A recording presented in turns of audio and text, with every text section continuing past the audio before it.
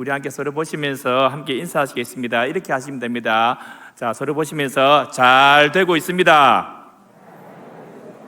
기도 응답이 오고 있습니다. 놀랄 일만 남았습니다.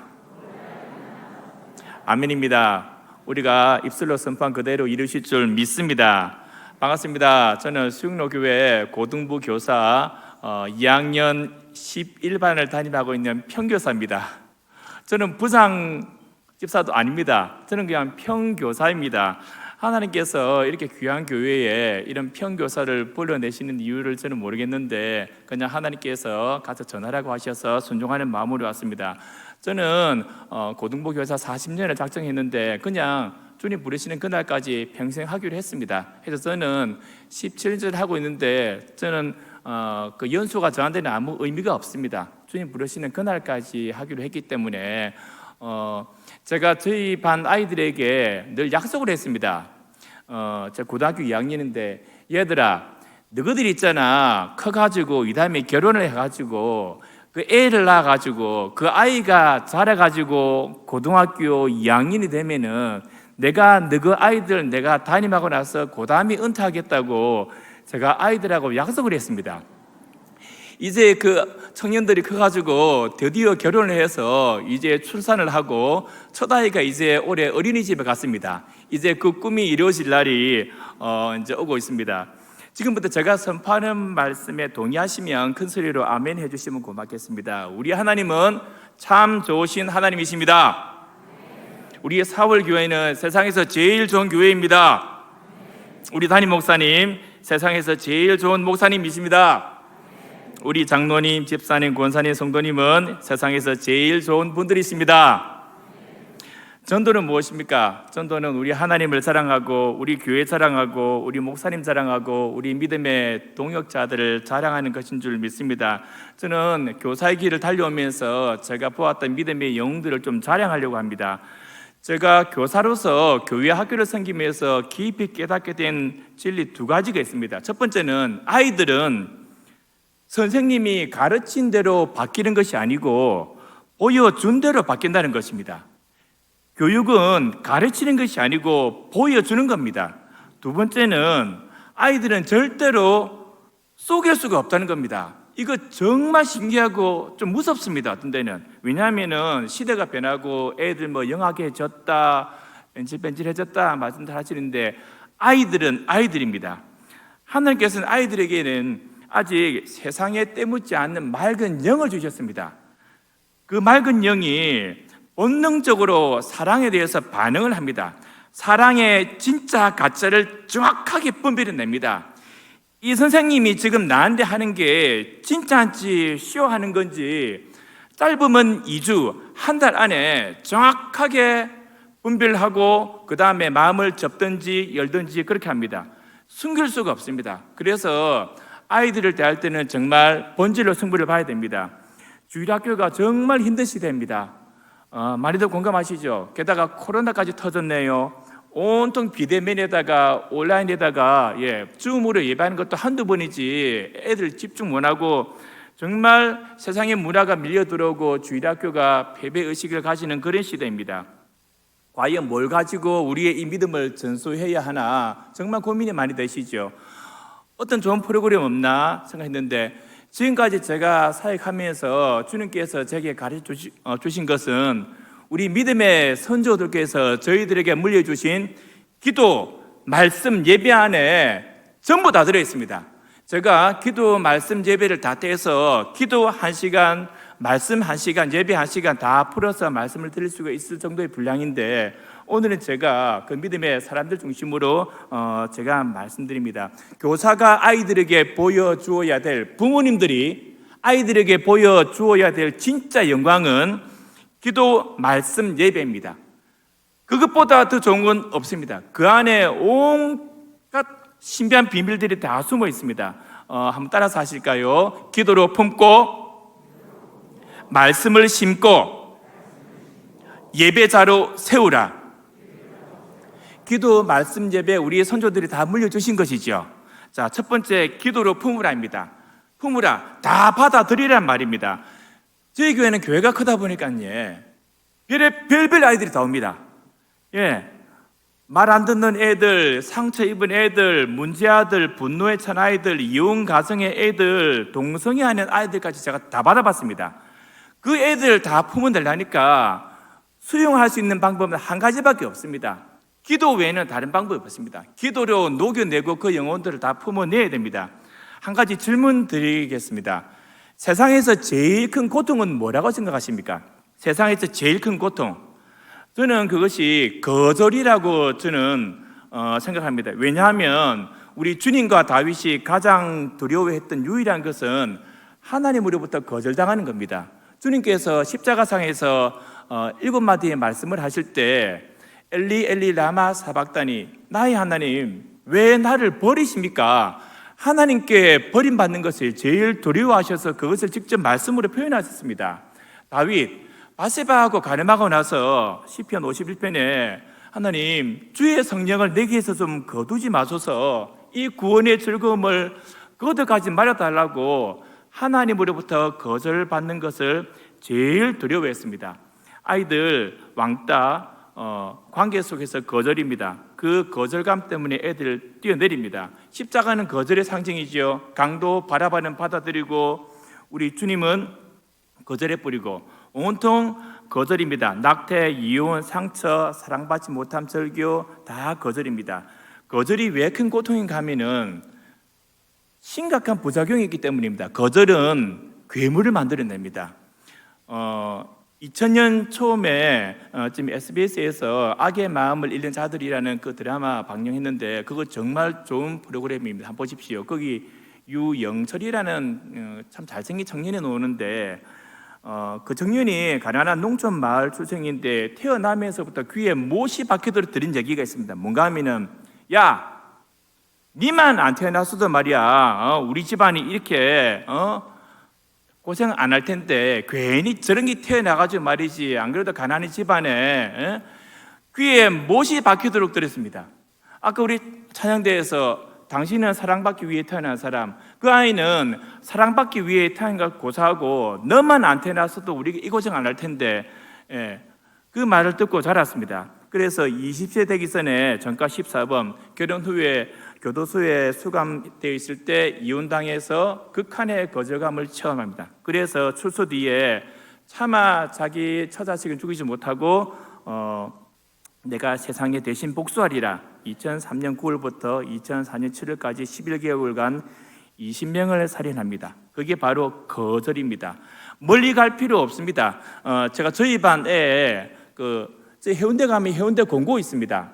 해운대 공고 학교 정말 좋습니다. 그 학교 애들 욕도 안 하고 있지 않습니까? 공고인데 인문계 갈 성적이 되는 애들만 오는 학교입니다. 해운대 공고는 대한민국에서 용접 있지에 용접을 제일 잘 가르칩니다. 그 학교만큼 용접 잘 가르치는 학교였는데 그 학교에서 전교 5등 하는 애가 저희 반에 왔네요. 남학생이거든요. 와, 네 전교 5등 하네. 와, 네 아버지 좋아하시겠다. 제가 걔하고 개인 면담할 때 그렇게 물어봤어요. 그러니까 걔가 하는 말이 그 말 딱 듣더만은 선생님, 제가 있는 그대로 말씀드려도 돼요 하길래 말해봐 그랬더만은 걔가 하는 말이 이렇습니다. 저는 평생에 욕을 안 하는 사람인데 제가 걔 있는 말 그대로 할게요. 예. 선생님, 우리 아버지 그 새끼 내 크면 내 죽여버릴 거야. 자기 아버지인데 왜 그러니까 자기 아버지는 걔 공고 가는 거 싫어했대요. 인문계 가랬대요. 근데 지인은 용접이 배우고 싶어서 해운대 공고를 온 거예요. 해운대 공고에서 전교 5등 아무나 하는 거 아닙니다. 그거 그죠? 예, 제가 그래도 아버지한테 인정받고 싶어서 열심히 해가지고 전교 5등까지 그걸 올린 거예요. 성적표를 들고 아버지한테 가면은 휙 집어던지면서 인문계도 못 간 놈의 XX가 뭔 거절이니까 걔 마음속에 깊은 분노가 드는 겁니다. 내가 이 다음에 어른이 돼서 내가 내 아버지지만 내가 죽여버리겠다고. 자, 거절은 괴물을 만들어냅니다. 저희 성로교회 우리 정필도 원로 목사님께서 2011년에 은퇴하셨는데 은퇴하시기 3년 전에 관리 집사님을 비밀리 호출하셨습니다. 집사님 호출을 하셔가지고 집사님 제 부탁 한 가지 드려주세요. 목사님 뭔데요? 그러니까 강계상 뒤에 목사님 기도하시는 작은 기도방이 있어요. 집사님 거기다가 쇠파이프 굵은 놈으로 구해가지고 벽에다가 3개만 좀 박아달라고 상중하로 박아달라고 부탁하셨어요. 목사님 그 쇠파이프는 왜? 일단 좀 박아달라고. 그래서 시공해 드렸어요. 그 욕실에 보면은 수건 걸 수 있게 있지 않습니까? 그런 식으로 상중하 박아드렸어요. 나중에 알고 보니까 그 용도가 뭔가 하니까 이제 은퇴할 날은 다가오는데 몇만 명의 성도를 갖다가 다 기도하려니까 하루 기도 4시간, 5시간은 모자라는 거예요. 앉으면 졸려서 잠이 오는 겁니다. 그래서 앉아서 기도할 때는 제일 아래 뽕 딱 잡고 주여 기도하시고, 그죠? 그래도 잠이 올 때는 일어나가지고 반무릎, 그죠? 반무릎 해가지고 중간 뽕 잡고, 그죠? 주여 기도하시고, 그래도 잠이 쏟아질 때는 일어나셔가지고 제일 위에 뽕 잡고 있지 않습니까? 주여 기도하시는 겁니다. 그 한 번씩 그 쿵쿵 소리는 났다 그럽니다. 그 헤딩하는 소리. 너무 잠이 오는 거 있지 않습니까? 원래 목사님 그렇게 기도하시면서 여러분 나 이렇게 기도합니다. 소문 말씀 절대로 안 하셨습니다. 예, 그 모습이 성도들은 다 압니다. 우리의 영적 아버지 되신 우리 목사님이 저렇게 기도하셨구나. 저희가 그렇게 기도하면서 저희들을 품으시는 모습을 저희가 봤습니다. 원로 목사님께서 올해 2월 달에 광주에 집회를 다녀오셨어요. 말씀 전하러 그 노구를 이끌고 다녀오셨는데 부산에 새벽 1시 넘어서 도착하셨어요. 그래서 너무 과로하셔가지고 몸져 누우셨습니다. 몸져 누우셔가지고 거기에 급성 폐렴이 되었고 동아대병원에 2월 24일 날 입원을 하셨고 3월 21일 날 오후 4시 21분에 심정지가 왔고 4시 34분에 의사로부터 최종 사망 선고를 받아서 소천하셨습니다. 원로 목사님께서 돌아가시기 전에 급성 폐렴이니까 산소 호흡기를 하고 계셨거든요. 일어나시더니만은 몇 시간 전에 나요 그 산소 호흡기 좀 빼다오 해가지고 그때 성도들을 위해서 마지막 기도를 하시고 소천하셨습니다. 그 기도를 어떻게 하셨는가 하면은 하나님께서 더 크게 우리를 쓰실 것입니다. 적당히 생각하지 말고 믿음을 가지고 확신 있게 살아서 지난 과거에 살아온 것보다 10배의 열매가 나타나고 능력이 나타나고 더 놀라운 열매가 일어날 줄 믿습니다. 한순간 한순간 하나님께 영광을 돌립니다. 능력 있는 하나님의 그리스도의 성령의 종이 되어서 더 놀라운 일을 하는 우리 모두가 될 줄 믿습니다. 감사합니다. 이 일에 동참해 주신 여러분 그리고 우리 식구들 그대로 믿음을 가지고 그대로 열매 맺는 그대로 쓰임받는 나와 함께 일하는 주의 종들이 될 줄 믿습니다. 예수님의 이름으로 기도합니다.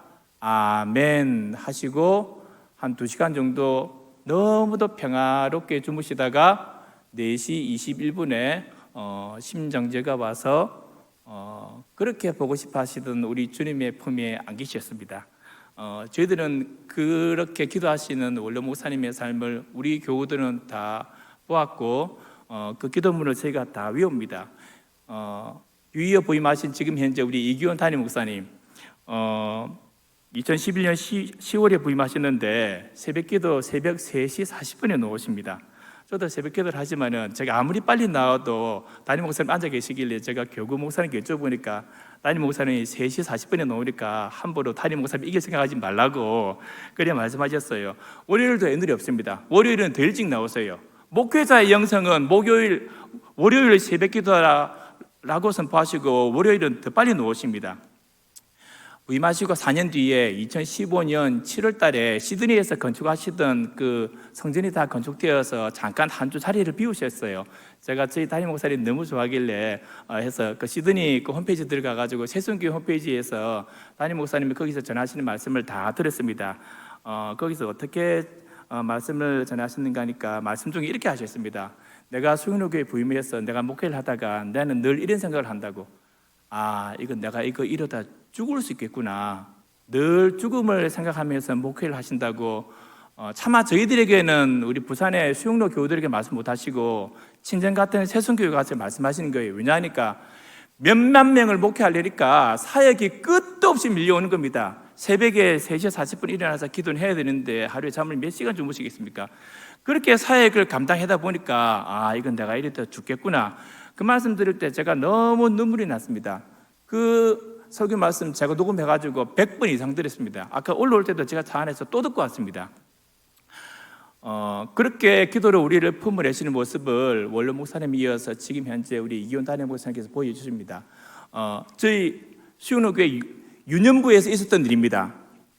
유년부 1, 2학년, 초등부 3, 4학년, 소년부 5, 6학년이거든요. 유년부 2학년 여학생 하나가 1학년 때는 교회 안 나가려고 아침마다 전쟁이 했는데 2학년 때 갑자기 지가 일어나더니만은 교회를 가갔다고 지가 옷 입고 지가 머리 말리고 막 뛰어가는 거예요. 엄마가 신기해서 알고 보니까 대학부에서 BTS를 닮은 대학생 청년 교사가 온 거예요. 참 딸내미 키워봤자 진짜. 그래가지고 한때 교회가 있지 않습니까? 삶이 변하는 거예요. 안 하던 청소도 하고 있지 않습니까? 지방 정리도 하고. 엄마가 너무 신기해가지고 한 달은 미행을 했답니다. 미행을 뭘 해가지고 유년부실에 들어가는 교회를 갖다 보고 있는데 세상에나 송중기를 닮은 BTS를 닮은 조각 같은 우리 대학 청년부 선생님이 나오는 것이 아니고 머리가 허연 할아버지 선생님이 나오더랍니다. 그래서 교회를 안고 뭐라 한참 기도하더니만은 예배실로 들여보내야 돼요.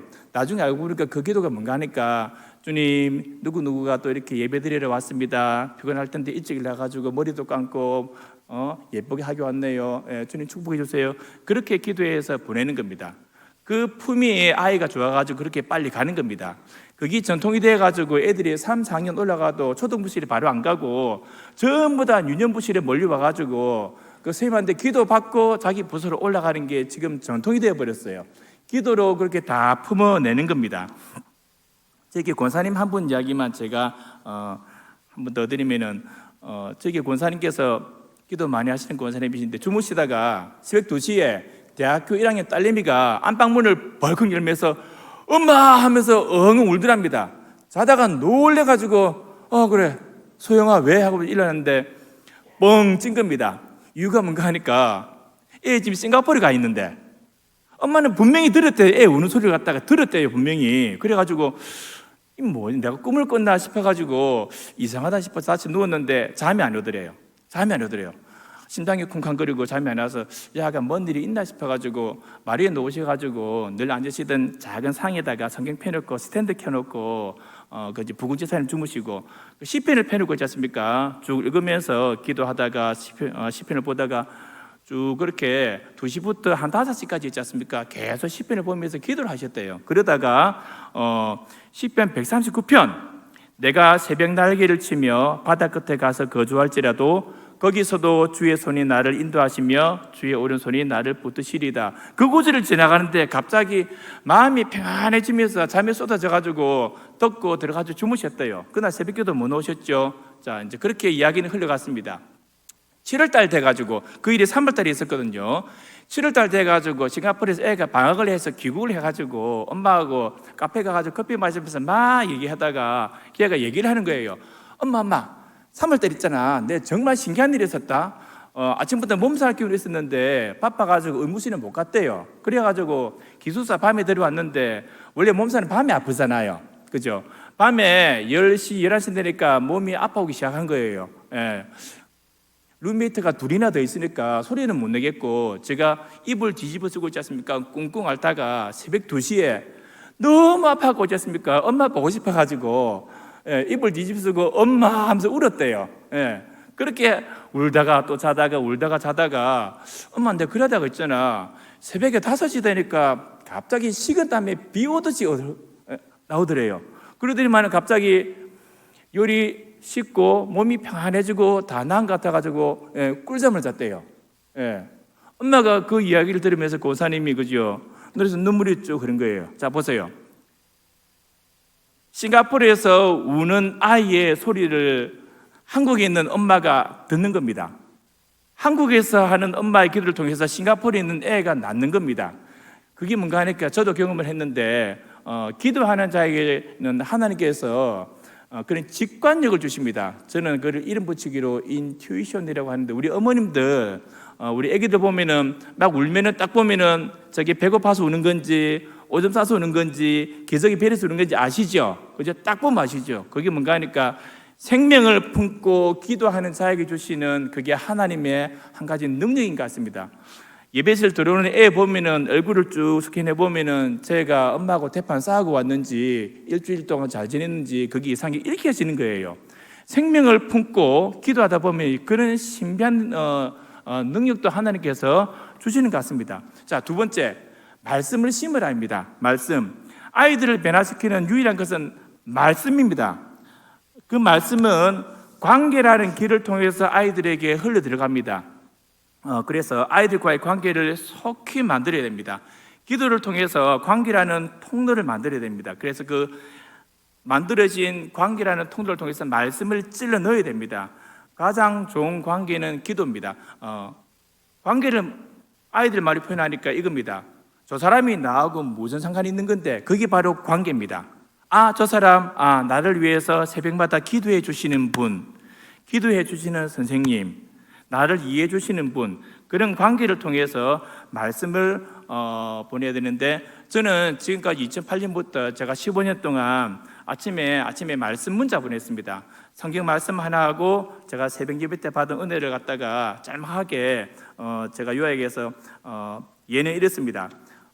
이르시되 내가 은혜 베풀 때에 너에게 듣고 구원의 날에 너를 도왔다 하셨으니 보라, 지금은 은혜 받을 만한 때요 지금은 구원의 날이로다. 고린도후서 6장 2절. 그 밑에 위대하게 쓰임받는 사람은 바로 지금 목숨 겁니다. 예배면 예배, 공부면 공부, 일이면 일, 하루하루가 모여서 인생이 됩니다. 죄 짓는 것 말고는 뭐든지 열심히 하십시오. 그렇게 제가 말씀 한 구절, 짤막한 설명 한 구절, 그 문제를 갖다가 제가 지금까지 15년 동안 보내고 있습니다. 처음에 투지폰으로 보낼 때는 한 달에 문자 그 비용만 15만 원 나왔습니다. 근데 저는 지금은 너무 좋아해요. 카톡이 생기니까 저는 하나님께서 저를 위해서 카톡을 만들었다고 저는 확신하는 사람이기 때문에, 왜냐하니까 카톡은 해외도 가거든요. 지금 미국, 호주, 일본, 중국 전 세계 나가는 제자들이 그 말씀 문자 다 받고 있습니다. 다 받고 또 나눠주고 또 나눠주고.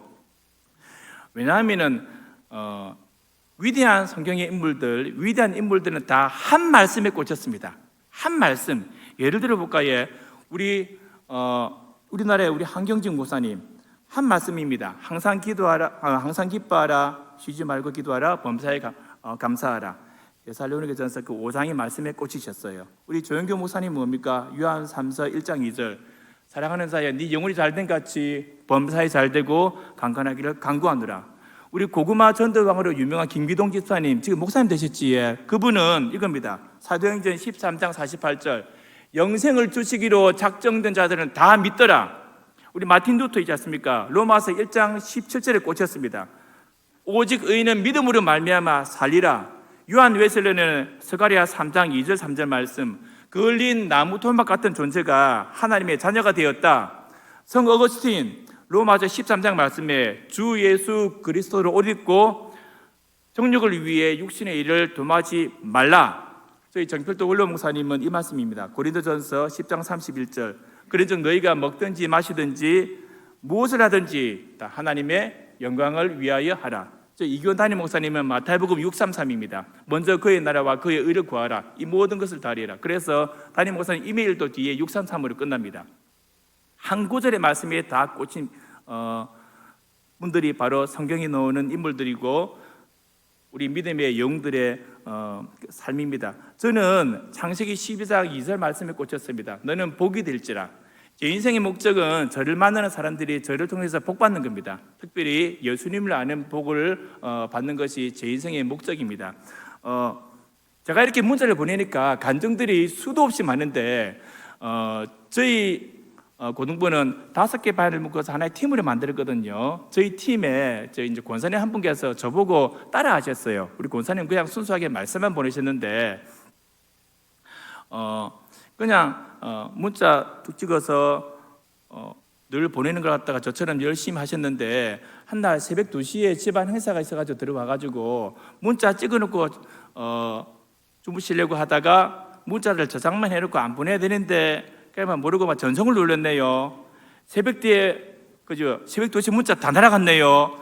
원래 새벽에 오는 문자 좋은 문자 아니죠? 그죠? 새벽에 오는 문자 전화 그거 어디 뭐 긴급한일이거나 뭐 사고 터졌다 그런 거죠.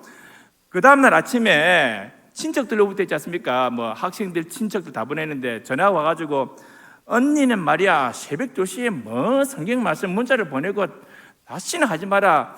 예, 클레임이 어마무시하게 들어왔어요. 그래가지고 해프닝으로 끝났는데 한 달 뒤에 그 비하인드 스토리가 벌어지는데 그 권사님반에 이제 고등학교 2학년 학생 하나가 여학생인데 중간고사를 왕창 배렸습니다. 엄마하고 대판 싸웠어요. 엄마가 해서는 안 될 말을 한 겁니다.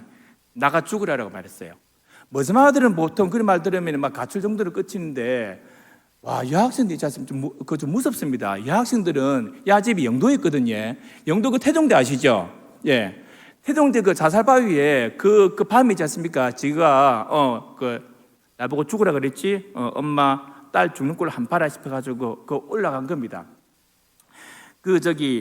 영도 자살바위 있지 않습니까? 제가 의무경찰대 복무해봐서 압니다. 거기서 떨어지면 있지 않습니까? 생존 확률이 0.001%도 안 됩니다. 왜냐하면 거기는 기암절벽이기 때문에 물에 빠져 죽는 게 아니고 돌에 맞아가지고 머리 깨져 죽습니다. 거기는. 예, 거기는 투신하면은 살 수 있는 그 공간이 아닙니다. 걔가 새벽에 가가지고 몰래 가가지고 올라가가지고 이제 절벽 위에 있지 않습니까? 예. 그래 엄마 내보고 죽어봐라 그랬지. 그래 딸 없이 한번 살아봐라 싶어가지고 보니까 무섭더랍니다. 해가지고 조금 더 밑에 내려가가지고 거기서 가지고 보니까 거기는 뛰어내릴만 하더래요. 거기서 이제 엄마 안녕 잘 살아 하나 둘 셋 하면 점프하는 겁니다. 그죠? 한데 하나 둘 하는데 갑자기 이 아래에서 뭐가 핸드폰 이제 진동 소리 그죠? 문자 오는 소리 놀래가지고 있지 않습니까? 그거 열어서 또 보니까 그게 뭔가 하니까 거기 말씀이 하나가 적혀있는데 그게 바로 뭔가 하니까 그겁니다. 네가 물 가운데로 지날 때에 내가 너와 함께 할 것이다. 이사야 43장 2절 21글자의 말씀. 그게 바로 뭔가 하면은 그 권사님 잘못 보낸 문자 새벽 2시에 예 그겁니다. 자 보세요. 만약에 걔가 점프해가지고 이렇게 낙하하고 있을 때 그 문자가 올 수도 있잖아요. 타이밍상으로 본다면은 그치? 예. 안 그러면 제가 어디 막 찾으러 어디서 뛰어내렸고 할 때 그때 받았으면은 엄마 또 우리 선생님 찔러가지고 또 뭐 쓸데없는 문자 보내시켰구나 알 텐데 그 타이밍이 있지 않습니까? 하나 둘 하면 점프하는 건데 왜 하나 둘 할 때 원래 문자를 보내면은 실시간으로 한꺼번에 다 가는 게 아니고 0.1초 상간으로 해가지고 1번, 2번, 3번 가지 않습니까? 그 날아가는 타이밍하고 얘가 하나 둘 하는 타이밍하고 그 하나님이 타이밍 하나님이 기가 막히게 그 타이밍을 있지 않습니까? 맞춰가지고 그때 걔가 그 문자를 보면서 그 21글자의 말씀이 그 아이의 영혼을 꿰두는 겁니다. 네가 물 가운데로 지날 때에 내가 너와 함께 할 것이다.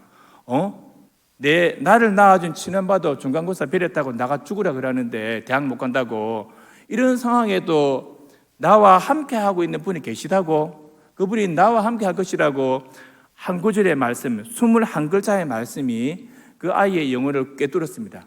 예, 그래서 걔가 자살해야 될 마음 다 집어치우고 있지 않습니까? 집에 다시 돌아와가지고 자는 엄마 또들이 깨워가지고 또 한판 싸우고 있지 않습니까? 예, 걔가 3학년이 돼서가지고 걔 로스쿨을 갔다고 합니다. 내가 청소년을 살리는 판사가 되리라. 보세요. 만약에 걔가 떨어져서 중상을 입고 살았다면은 그 입원비, 간병비 얼마나 많은 시간과 돈이 들어갔겠습니까? 한데 하나님은 그때 문자 한 통이 20원이었거든요. 아시지에 그때 투지폰 시절에 하나님은 단돈 20원 가지고 있지 않습니까? 한 사람의 인생을 바꾼 겁니다. 우리 하나님은 그렇게 신실하게 살아가시라는 그런 권사님의 실수로 보낸 문자를 통해서도 그렇게 멋지게 일하셔서 한 아이의 인생을 바꿔놓으셨어요. 우리 하나님 그렇게 멋지신 하나님입니다. 우리 하나님께 박수하시겠습니다. 저희 교사 제자반 이야기인데요. 그 목사님 간증인데 어떤 여학생 어머니가 이혼하셨어요. 이혼 후에 딸을 데리고 나와서 먹고는 살아야 되니까 그 업소에 나가셨어요. 아시겠지? 그래가지고 업소에 나가서 그 삼촌을 사귀셨어요. 아시겠죠? 친삼촌 아닙니다. 그죠? 예. 삼촌을 사귀어가지고 점점 관계가 깊어지는데 나중에는 밥도 먹고 집에까지 데리고 오네. 그 여학생 거기 싫어가지고 엄마 나 저 아저씨 나 싫으니까 데리고 오지 말라고 그러니까 그러다가 나중에는 술도 한잔 먹고 어느 날 집에 안 가고 안방에서 엄마하고 자는 거예요. 그죠? 걔는 밤새 잠 못 자고 있지 않습니까? 여학생이 아침 일어나가지고 이제 교복 입고 안방 문을 뭘 열어봤대요. 그러니까 그 이제 아저씨라는 사람은 나가고 없는데 삼촌이라는 사람 나가고 없는데 애가 그 광경을 보고 깜짝 놀라게 뭔가하니까 엄마는 자고 있고 이렇게 사람이 자고 있다가 이불이 제끼진 모습이 있지 않습니까? 나갈 때 걔가 그걸 보면서 저거 우리 아빠 덮던 이불인데 저 황금색 베개 저 우리 아빠 베개인데 아이들에게 아빠 엄마는 우주입니다. 아빠 냄새, 아빠에 대한 추억이 서려 있는 그 이불 베개를 갖다가 우리 아빠가 아닌 다른 남자가 와가지고 자고 갔다는 말에 걔가 엄청난 충격이 된 겁니다. 그 정도 되면은 가출도 할 만한데 얘는 그래도 믿음이 있으니까 있지 않습니까? 그래도 교회를 묵묵히 나왔어요. 교사 제자반 하다가 목사님이 그 사실을 알고 아이를 위로해 주려고 집에 데리고 와서 사모님하고 라면도 끓여 먹고 많이 위로해 줬는데 얘가 목사님이 왜 나한테 잘해주나 이유를 몰랐대요. 처음에 한데 우리 집 이혼했고 그것 때문에 나를 위로한다는 그걸 알고 나서 애가 자기 제일 아픈 부분을 찔리니까 애가 목사님 불러다 놓고 진짜 이렇게 얘기했대요. 목사 당신이 뭔데 나한테 위로하겠다고 지금 있다고 하는데 당신이 내 아픈 거 뭐 알아? 나는 왜 이런 거지 같은 부모 만나가지고 내가 왜 이런 삶을 살아야 되는데 당신 앞으로 나한테 뭐 위로하겠다고 함부로 뭐 하지 말라고 애가 대놓고 있지 않습니까?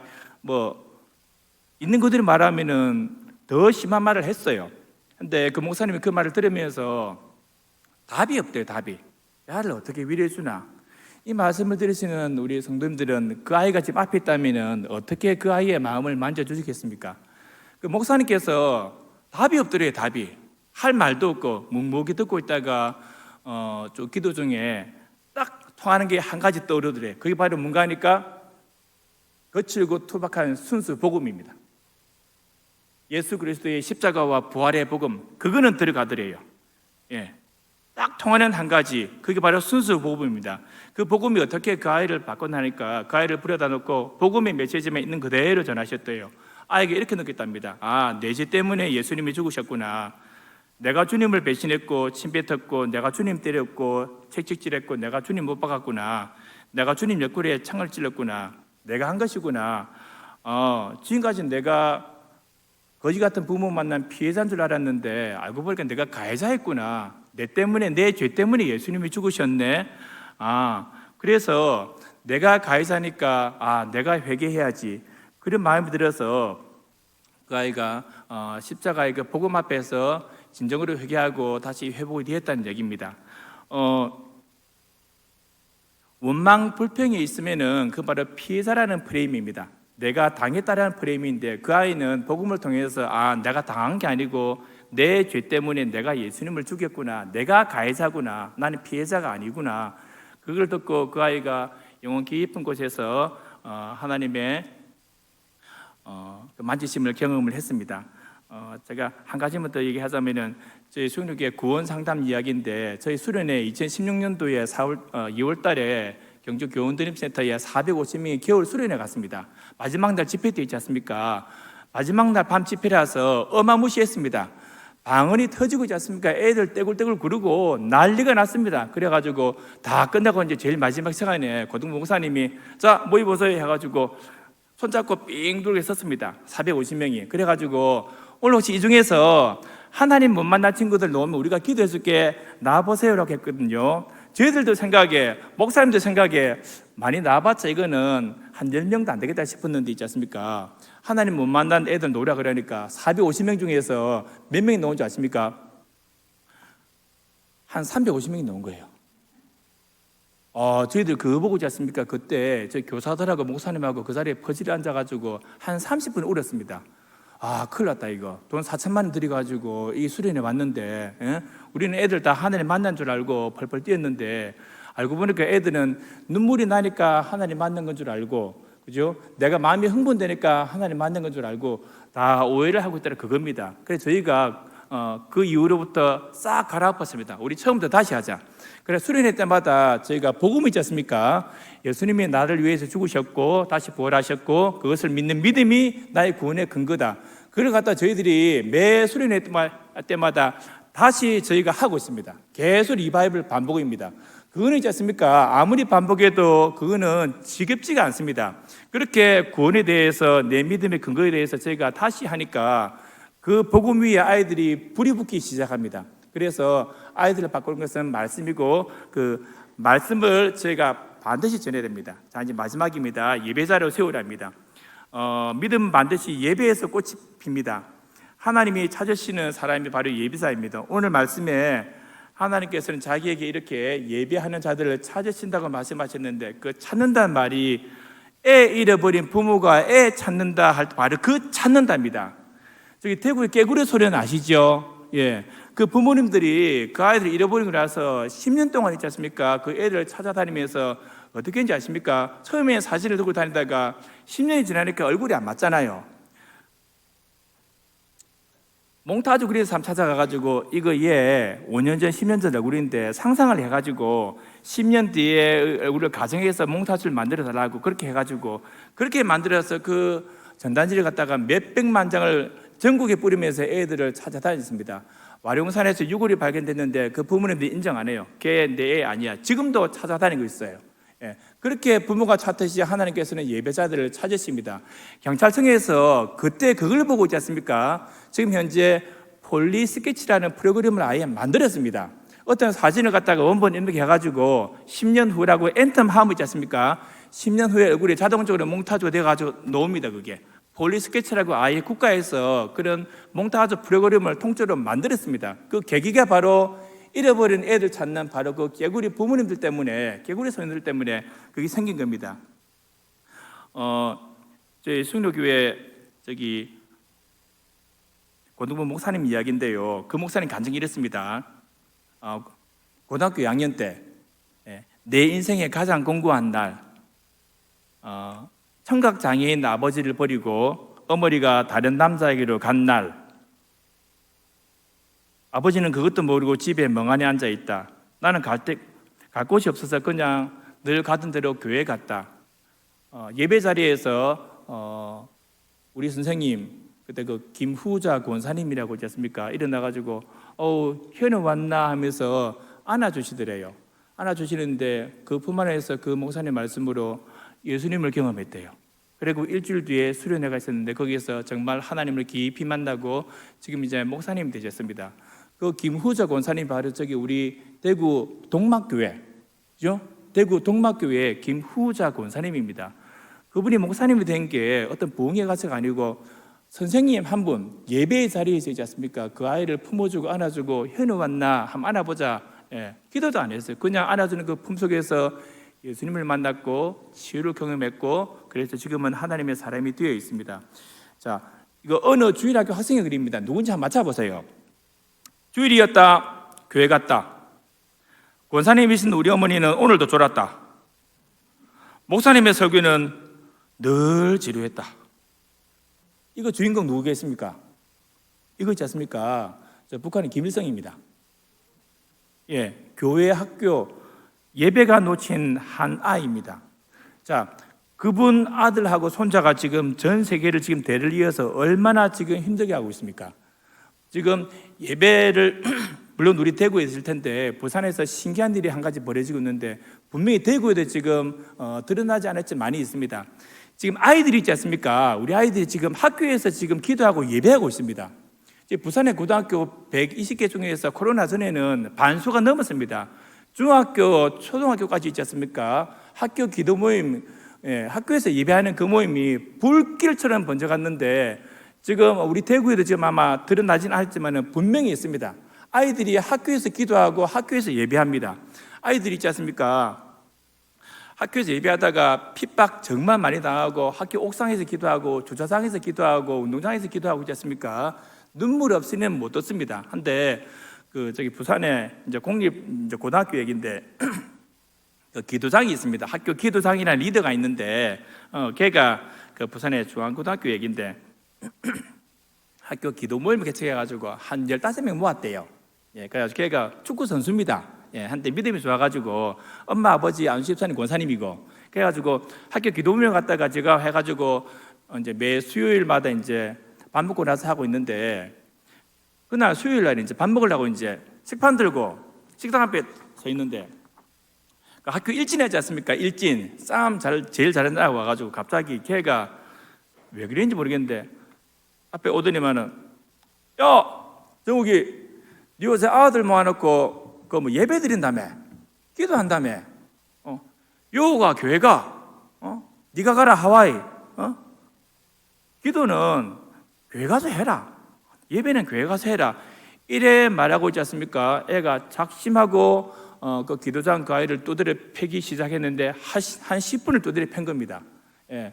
왜냐하면 선생님들은 뒤에 식사하시니까 애들만 모여있으니까 겁이 나가지고 부들부들 보고 있는데 그게 알려져가지고 선생님들이 뛰어오셔가지고 뜯어 말렸는데 10분 동안 두드려 맞았으니까 애 얼굴이 완전히 아작이 난 겁니다. 교구 목사님이 병원에 심상 갔는데 보고 눈물이 나가지고 운동하는 얼굴을 갖다 저리 만들어 놓았잖아. 애 얼굴이 완전히 아작이 났어요.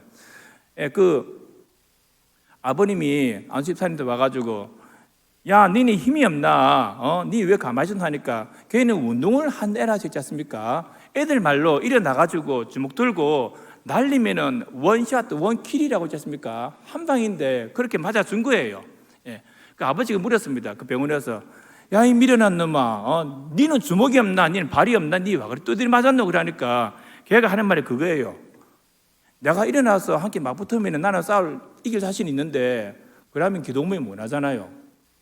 아무리 내가 정당방이지만은 나도 함께 어울려가지고 주먹으로 붙어버리면은 그걸 보내면은 주님 얼굴 영광 가리고 안 되잖아요. 그래서 이제 그 아버님이 알았다고 일단 알았다고 가가지고 학교 가서 있지 않습니까? 그럼 자퇴시키려고 했지 않습니까? 어머님하고 제대로 일을 받을 수 있어요. 학교 가가지고 이제 그렇게 하려고 딱 하고 있는데 병원에서 학교 기도장 이놈이 아빠 엄마한테 발목 잡고 늘어진 겁니다. 아빠 엄마 근데 딱 부탁인데 제발 한 번만 좀 그냥 좀 넘어가자. 제발 한 번만 좀 그냥 좀 넘어가면 안 되겠나? 그러니까 그 아버지 어머님 있지 않습니까? 안수집사님 권사님이 천불이 나는 겁니다. 야, 이 미련한 놈아, 아빠 엄마가 이 좀 분을 쌓기려고 새벽기도 가도 진정이 안 되고 금요철에 가도 진정이 안 된다. 그런 놈은 최대한 정학이라도 해가지고 본때를 좀 보여야 안 되겠나? 그러니까 걔가 하는 말이 아빠 기도 모임 해야 되니까 엄마 한 번만 좀 봐달라고 한 번만 좀 봐달라고 이 미련한 놈이 있지 않습니까? 그래 아빠 엄마한테 사정해가지고 아버지 전화했습니다. 교장선생님 나 종이 아버지인데 뭐 없던 길로 하랍니다. 없던 일로 하겠습니다. 전화 쾅 끊었어요. 그 교장 선생님하고 있지 않습니까? 그 학교 선생님들이 그 얘기 다 듣고 나서 뻥 찐 겁니다. 이거 뭐냐 이거? 이거는 잘하면 자퇴각인데 학폭 이뤄가지고 이거 자퇴각인데 그 애 마음속에 뭐가 있길래 학교 기도 모임 예배 모임이라는 게 뭔데 저렇게 두드려 맞고서도 그냥 넘어가나? 저 아이의 마음속에 도대체 누가 있길래 어떤 세계가 있길래 전부 다 충격을 받은 겁니다. 2주 뒤에 병원 퇴원해서 학교에 왔는데 신기한 일이 벌어집니다. 기도 모임 할 때 애들이 있지 않습니까? 구름대처럼 모여드는 겁니다. 야야 나도 네 기도 모임 좀 가면 안 되나? 나도 기도 좀 해줄래? 내가 고등부인데 좀 가면 안 되나? 그 아이가 있지 않습니까? 지금 이제 송신대 갔습니다. 송신대 갔는데 금요 철학 때 우리 담임 목사님이 간증 해오셨어요. 깨 간증할 때 진짜 많은 성도들이 많이 울었습니다. 저 같으면 그놈 패 죽여버리죠. 예수님이 뭔데 우리 예수님 얼굴에 먹칠할까봐 그래도 저렇게 10분 동안 맞아주고 그래도 아무 처벌 없이 그냥 지나가고 우리 성도님들이 예수 안 믿는 집안에 시집 와가지고 그 핍박 그 받던 이야기 생각나고 직장에서 술 안 먹는다고 잿더리 날아오던 이야기가 오버랩 때 생각나가지고 그래서 있지 않습니까? 그 학교 기도 모임이 활성되고 코로나 때문에 지금 잠깐 멈췄지만은 지금 이제 오픈되고 나서 또 다시 이제 불길처럼 번져갑니다. 그래서 아이들을 위해서 최고의 인생의 투자가 뭐라 생각하십니까? 최고의 강사를 통해서 최고의 과외를 시키고 제일 좋은 학원에 제가 깊이 확신하는 아이들을 위한 최고의 인생 투자는 이겁니다. 예배를 통해서 아이들을 하나님 만나게 하는 겁니다. 제가 본 애들 중에서 있지 않습니까? 단 한 명도 예외가 없어요. 하나님을 만난 애들 있지 않습니까? 퍼질러 자던 애들이 일어나가지고 새벽에 아침 일찍 일어나서 공부하고 있지 않습니까? 지가 학원을 해가지고 엄마 아빠 나 ABCD 학원 필요하니까 내가 이거는 들을게. 나머지는 필요 없다. 지가 알아서 공부 다 하고 있지 않습니까? 애가 죽을 만큼 갑자기 공부를 합니다. 엄마 아버지들이 야야 우리 아 죽을까봐 말리는데 애들이 이런 말합니다. 엄마 아빠 내가 하나님 만나니까 내가 왜 이 세상에 왔는지 내가 알겠다고. 내가 이 공부를 왜 하는지 내가 이전까지는 엄마 아빠 등등 밀어서 했는데 이제는 내가 하나님을 믿으니까 아빠 나 교수 될래요. 아빠 나 군인 될래요. 아빠 나 해병대 갈래요. 아빠 나 선교사 될래요. 지가 인생의 목적이 생기니까 아빠 나 이제 공부해야 되겠어요. 단 한 명도 예외가 없습니다. 저는 제가 볼 때는 아이들 있지 않습니까? 예배 자리에서 하나님 만나게 있으면은 나머지는 지가 알아서 다 합니다. 저는 그걸 갖다가 단 한 명도 예외가 없는 거 제가 다 봤습니다. 그래서 아이들을 위한 최고의 인생 투자는 예배를 통해서 하나님 만나는 겁니다. 잠깐 두 가지만 말씀드리고 마치겠습니다. 잠깐 저하고 시간 여행 좀 하실게요. 40년 전으로 가겠습니다. 북한 이야기입니다. 도로공사장에서 공사하다가 북한 지하교회 성도들이 12명이 발각됐어요. 다 끌려 나왔어요. 그래가지고 너가 예수 부인하면 살려준다. 예수 부인 안 하면 죽는다. 총알 아깝다. 대신에 어떻게 주는가 하면은 도로공사장이니까 롤러차 아시죠? 롤러차. 그죠? 아파트 다 깎고 나서 다지는 거. 저걸로 밀어 죽인다. 선택해라. 아무도 부인 안 합니다. 그래. 12명 누워! 예. 다 누웠습니다. 롤러차가 오는데 아이고야 12살짜리 애가 우네요. 무섭다고. 엄마 나 이거 무서워. 우는데 그 어머니가 눈물이 흘리면서 하는 말이 누구야. 엄마가 미안해. 근데 잠깐만 참으면 돼. 잠깐만 참으면 돼. 그래서 이제 롤러차가 왔고 뻥뻥 소리가 12번 났습니다. 머리부터 밀면 빨리 죽으니까 다리부터 밀었어요. 배 터지는 소리 12번 났습니다. 그 얘기를 제가 지금 왜 할까요? 그 자리에 있었던 그 현장에 있었던 많은 군인들, 많은 사람들이 탈북해서 이 얘기를 전해온 겁니다. 그 사람들이 그랬대요. 나는 안 죽으려고 사는데 저 사람 속에들은 도대체 뭐가 있길래 죽음도 두려워하지 않고 저렇게 당당하게 받아들이나? 과연 저 속에 뭐가 있지? 그게 너무 신기했답니다. 목숨과도 바꾸지 않는 저 진리가 뭐냐? 자, 마지막 이야기입니다. 2000년 전으로 갑니다.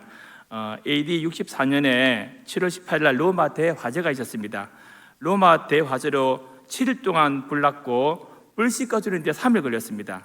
당시 로마는 계획도시라서 14구역 중에서 10구역이 다 탔어요. 남은 4구역 중에서 희한한 게 있었습니까? 한 구역이 유대인 구역, 한 구역이 기독교인 구역입니다. 네로 황제가 여론이 너무 나빠지니까 기독교인들에게 다 뒤집어 씌웠어요. 자들이 불냈다. 그러니까 희생양을 삼으니까 분노에 의해 가지고 어마어마한 핍박이 오기 시작했습니다. 원형 경기장에서 기독교인들 양가족 씌워서 사자밥 만들었고요. 나중에는 사자에서 들끓여 바꿨습니다. 왜? 사자는 맹수니까 일단은 목을 물어서 죽이고 나서 뜯어 먹습니다. 근데 너무 빨리 죽으니까 재미가 없는 거예요. 들깨 푸니까 들깨는 그런 거 없거든요. 그냥 다리부터 손부터 뜯어 먹으니까 볼거리가 많은 거예요. 그리고 사람 잡아서 기독교인들 인간 횃불 만들었어요. 사람 인기름이 3박 4일을 타더랍니다. 가로등으로 썼습니다. 어마어마한 핍박이 벌어졌는데 그때 원형 경기장에서 그 사자들이 달려올 때 우리 믿음의 선조들께서 그때 부르던 찬송가가 하나 있습니다.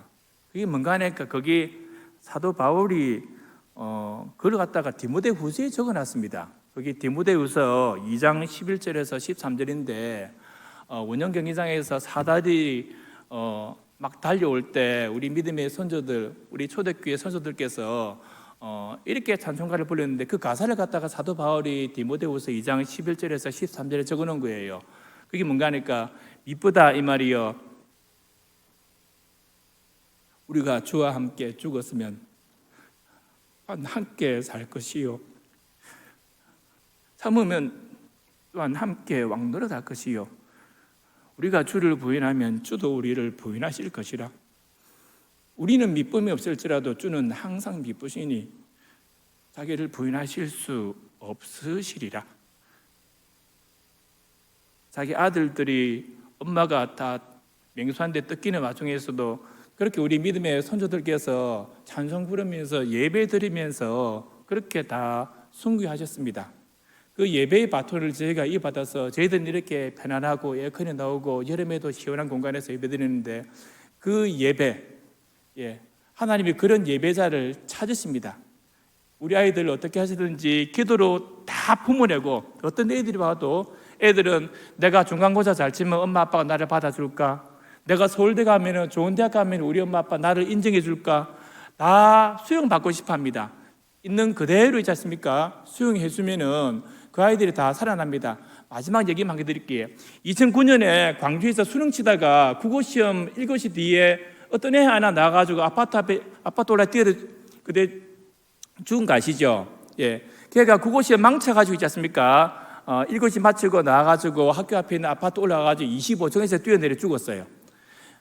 학교에서 신기해서 걔 그 답안지를 한번 채점해 봤답니다. 걔가 전교 2등 하는 애입니다. 걔가 여학생인데 채점해 보니까 있지 않습니까? 2개 틀렸대요. 2개. 아니 2개 맞은 게 아니라니까요. 2개 맞은 애는 집에서 있지 않습니까? 잠만 잘 퍼지려 자고 있지 않습니까? 용돈 잘 뜯어가고 웃으면서 있지 않습니까? 잘 먹고 있는데, 아니 2개 맞은 아가 뛰어내려야 됩니까? 2개 틀린 아가 뛰어내려야 됩니까? 이거 뭔가 좀 잘못된 거 아닙니까 이거? 아마 걔는 아마 이랬을 거예요.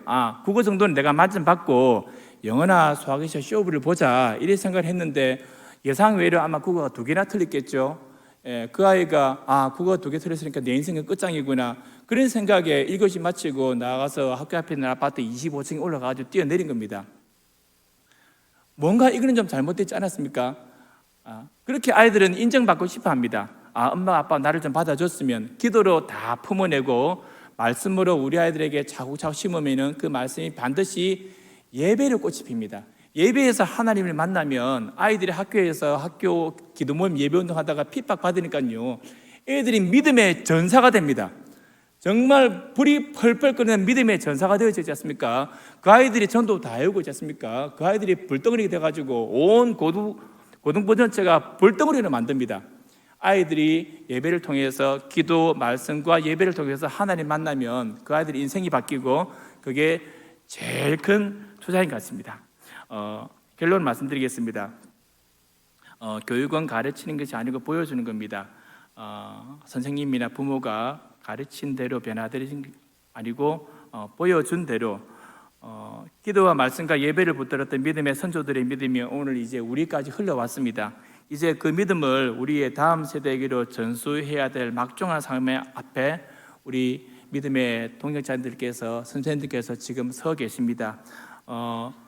좋은 프로그램 많고 이런 코로나 시대에 뭐 이게 통하겠나 싶지만 저희가 해보니까요 코로나 시대에 가장 잘 통했던 게 뭔가 하니까 순수 복음입니다. 복음, 예수 그리스도의 피 묻은 십자가와 부활의 복음, 그 복음만 있지 않습니까? 모든 비대면 뚫고 들어가고 온라인 예배 뚫고 들어가고 아이들 영혼에 정확하게 다 뚫고 들어갑니다. 그래서 그 아이들에게 기도와 말씀과 예배를 가르쳐서 그 아이들이 이 성전에서 또 그 후대가 또 예배드리면서 그렇게 천대까지 믿음의 대가 이어지도록 하는 그 사명을 저희가 잘 감당해야 되겠습니다. 아침마다 애들 학교 가는 거 보면은 학교 가는 거 아니라 전쟁터 내에 보내는 것 같고 정글에 내에 보내는 것 같습니다. 그런 아이들을 다 기도로 품고 말씀을 신고 예배자로 세우시길 바랍니다. 그런 우리 선생님들과 우리 성도님들 품 안에서 사랑하는 우리 교회 나의 사랑, 나의 사울교회, 세상에서 제일 좋은 우리 교회에서 나라와 민족을 살리는 수많은 지도자들이 배출될 줄 믿습니다. 하나님 나라와 이 현실 나라의 귀하게 쓰임받는 일꾼들이 배출될 줄 믿습니다. 그 믿음의 경주를 달려가시는 우리 성도님들과 믿음의 동역자님들과 우리 선생님들, 하나님이 이미 다 믿음의 영웅의 반열에 올려놓으신 줄 믿습니다. 우리가 선을 행하되 낙심하지 말지니 포기하지 아니하면 때가 이름에 거두리라. 잘하였도다 착하고 충성된 종아, 이제 내 주인의 즐거움에 참여하라고 칭찬받으시는 우리 사랑하는 사울교회의 우리 믿음의 동역자님들 다 되시기를 제가 간절히 기도하며 축복드립니다.